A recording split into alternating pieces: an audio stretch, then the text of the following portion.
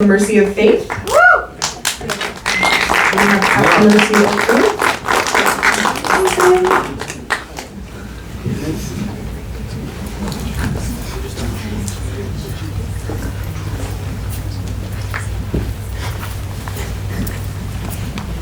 Hello.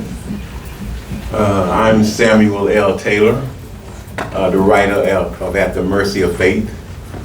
And even now, even though the script is written and story is completed, it's still difficult for me to talk about it because it's based upon a true story.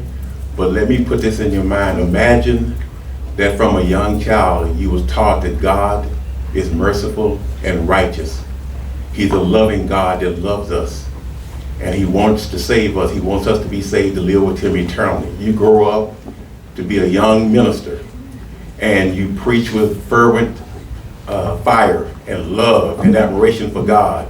One night you was invited to preach at a certain church, and that night your twin sister got baptized during your sermon. As you all was walking home celebrating this occasion, something happened to your twin sister, and while this was going on, you were calling upon God. God, save my sister. God didn't save the sister. And this young man who loved God more than life itself ended up hating God, wanting nothing to do with it.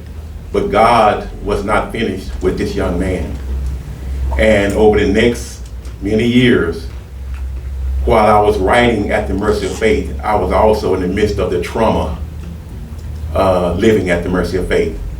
And God showed himself to me many times.